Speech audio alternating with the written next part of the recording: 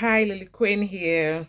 So today we want to draft a tunic, a very simple from the scratch tunic. Usually, you need certain measurements for a tunic. You need the across shoulder. If it's going to have a long sleeve, you would need it would determine how wide the fabric has to be. Also, you will have to determine the length you want. Some people want it shorter, others want it longer. Um, I have fabric here that is about 30 inches long, top to bottom, and the width is, I'm going to use it for my daughter with my daughter's measurements. So the width is not as much. I think across it is, let me see. 11 times 2, 20. It's like 22 across, and that's double. Okay, so I'm just going to switch so that see what I'm talking about. Okay, so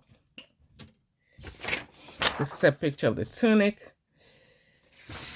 It can also be given shape like this, but we want to start with a simple one like this, and then I'll show you how we can create something like that.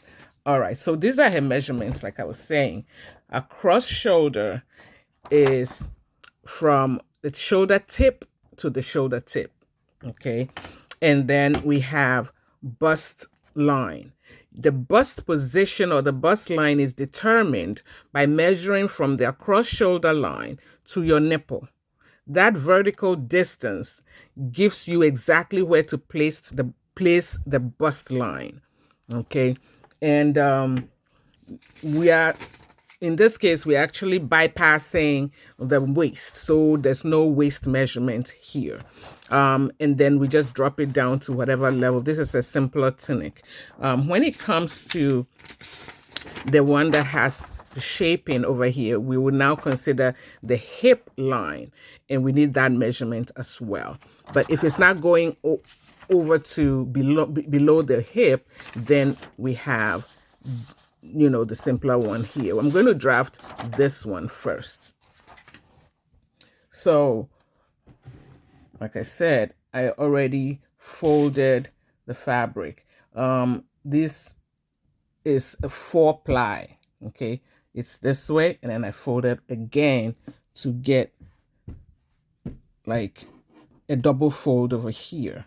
Now, where I have the double fold will be my neckline, okay? Now, I drew a line at the top. I hope you can see it. See. Oh, my goodness. I'm sorry. Okay.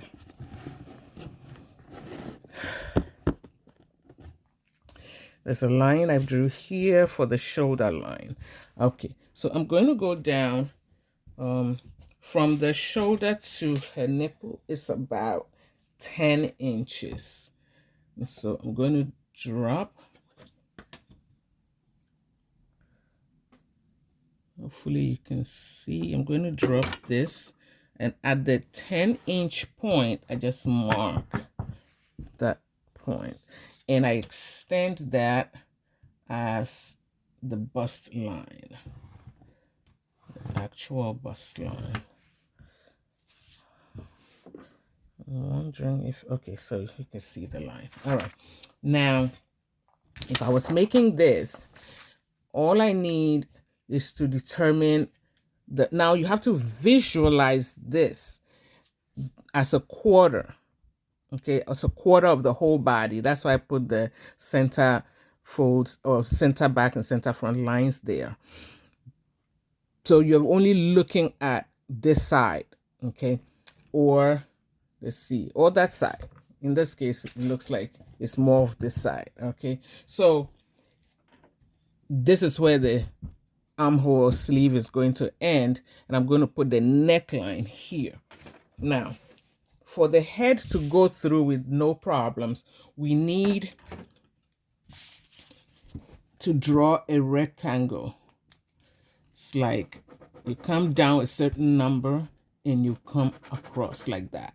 So we need a depth, which is usually 2 inches, and a width, which is usually 4 inches.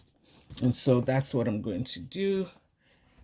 And that is on the fold, okay? The fold line. So I come here. This ruler is already 2 inches low. So I go down, make sure I have 4 inches from here to here to produce the length. And then the depth is 2 inches this way. And my 4 inches is across. Why 2 and 4? Those are the average numbers that when we use to create a neckline, we will be able to have any head size to go through with no problem. Now, the body is not sharp corners like this. So we are made up of curves. So we square out. This process is called squaring out a line from the corner towards the middle. This line is about a 1/2 inch or 5/8 of an inch if you want to make the neck a little smaller. And then you should have a French curve, or you can use your hand to trace it out, but the French curve gives you the chance to do it perfect. What you're going to do is when you place it on, you just maneuver to make sure that you're hitting this line and that line, the width and the depth, in such a way that it meets. Well, we usually would draw out a T at the end. It's like we draw that line and then we cross it with a line at the top. And then you keep adjusting this so that now you can just connect the two so you have a seamless curve. So it's usually a rectangle that you turn into a curve. Okay, that represents the neckline. Now, with the across shoulder, I measured hers is 14. Okay, her across shoulder is 14. Because it says from one end of the back to the other end, shoulder tip to shoulder tip, we just use half. Okay, we don't divide that by 4. We just use half of that. And hers was 14. So half of 14 is 7. So I'm going to determine the across shoulder, which is 7. This is the across shoulder line. I position the 7 over there. Okay. Sorry for the interruption. Okay, so if this wasn't a tunic and it was just a garment, like a blouse with sleeveless garment or a blouse that I'm going to put a sleeve on, I use this line. This will be the tip of the armhole. It will come down and create the armhole. But because it's a tunic, it continues, okay, to wherever you want the sleeve to end. And at the point, in this case, the sleeve will end here, okay? So you drop down 1 inch, 1 inch from the shoulder line to wherever your 1 inch is positioned, from shoulder line to 1 inch. And then you connect that to the neck corner, the neck line, that corner over there. That's it. Because the shoulder always has a little drop like that. Okay, so you connect it down. But this line here, which is the tip of the shoulder, has a connection with the underarm as well as the bust. So it comes down through the underarm to the bust. So we drop that, make sure we draw a straight line to hit the bust line. Okay, now that we have that bust line, we are now going to draft. If we were drafting this one, we were working on this one, we would just shift 1 inch. Oh, okay. So how far we go on this bust line determines is determined by the bust circumference. And for her, the bust circumference was 32. With no seam allowance, it's 32. Divide that by 4, I get 8. So it means from one end to the other end of the bust line, I need it to be 8. However, that is without seam allowance. So let's see what measurement I have here, where the 8 will be. Let me use my tape measure. 8 is, okay, 8 is right here. However, if we cut on 8, it will not fit her because we need seam allowance to sew on. So we add 1 more inch to the 8, making it 9. And that's what we use, okay, as our guide when it comes to turning to go down the rest of the garment. In other words, look at this one here. The bust line ended here. I have to add 1 inch to make room for seam allowance and then drop down to the hip. If I want to shape it, first of all, if I don't want to shape, I just drop down like that, short, and it's short. If I want to shape it like I want to do in this case, I will connect that new line to the hip. So we need to draw the hip line as well. Now the hip is 36 divided by 4. It gives us 9. So let's determine the hip. But then how far is the whole dress from the hip? How far down is the hip? And from experience, I know that the hip is, let me see, it's about 20 inches from the shoulder. Okay, so I take from the shoulder line, that from the new line where I drop the shoulder down to about 20 inches. Okay, and then I draw a line on that mark.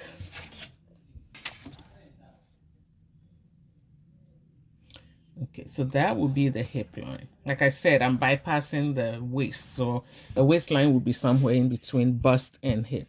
So this is my hip line. Oh, I hope you see it now. Okay, good. So this hip line now, I need to have 9 inches across, plus 1 inch, which acts as a seam allowance. Because if I use exactly this 36 inches is her exact measurement with no seam allowance. It's like you measuring the raw skin to skin. Divide that by 4, I get 9. So if I put just 9, if I mark 9 and I cut on 9, I won't get it to fit her. So I have to mark 9, but add 1 inch seam allowance. So I am measuring or marking 10. And that's where my 10 is. Okay, so I make sure that I connect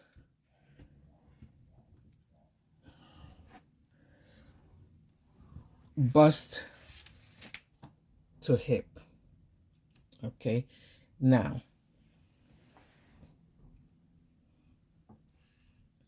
this line here, if you're doing a sleeve, a long sleeve, this is part of the sleeve. Okay, because the body is not these sharp lines, we always do the T-square. So I come here, I T out, and I create the top of the T, right? And then I join it to this line and join it to that line. And that's where my curve comes from.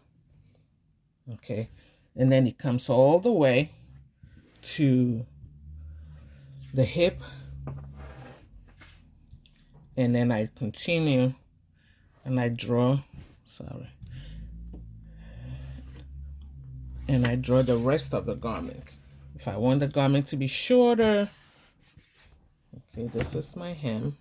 If I want it to be shorter, or I want to give it a hemline, I go ahead and I draw that hemline in.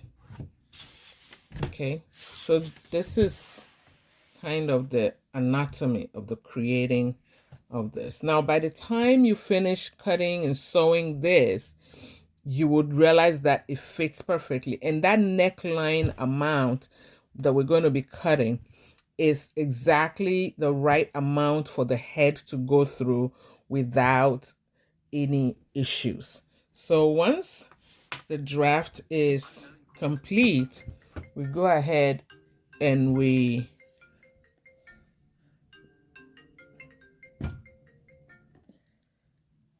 okay. So continuing, before I cut the neckline, this neckline is the sewing line. I want to add a little seam allowance to allow me to cut. So that's the line I'll be cutting on. And the shoulder also gets a slither. Not too big, just a little, because it's already wide. Now, with a tunic, if you want the armhole to be less, you're going to, let me see, how much did I add from the shoulder to the bust line? It's about 9.5, 10, which is fine because it allows you to move the arms easily. Okay, so I add these just so I can cut on those lines. The rest of the garment itself, though, we have already like the underarm area, the bust area to the hip where I'm going to cut. We already have seam allowance inserted, if you remember. Okay, so we're just going to cut this.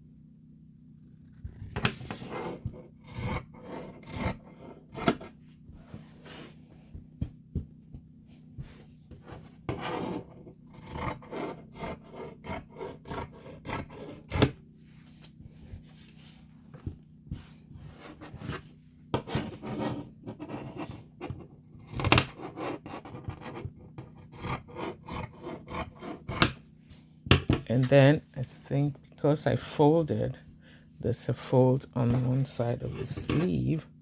So I'm going to open that. Okay. So if we finish and we open everything, here we go. You see the neckline, we open it, everything becomes double. It goes back to where it's supposed to be. Okay. So attempt it. This side you might find a little bigger. If it's way too big, you can go in a little bit more. But if you go in too much, because this tunic is supposed to be loose fit, it's not fitted necessarily. Once we do include a zipper in the back, or we create anything that has a zipper in the back, then you can go as fitted as you want, because you can open the back and put it on. Okay, but go ahead and create a draft, and then join the shoulders and join the sides, and then try it on. When you try it on, you send me a picture of how it looks like. And any corrections that need to be made, I would show you how to do that. Okay. You can literally get like 2 garments out of this, because once you stop at the middle somewhere where you have the hip, you would have a blouse or a shorter tunic. If you go all the way below the hip, you get a longer tunic. Okay, so give it a shot, and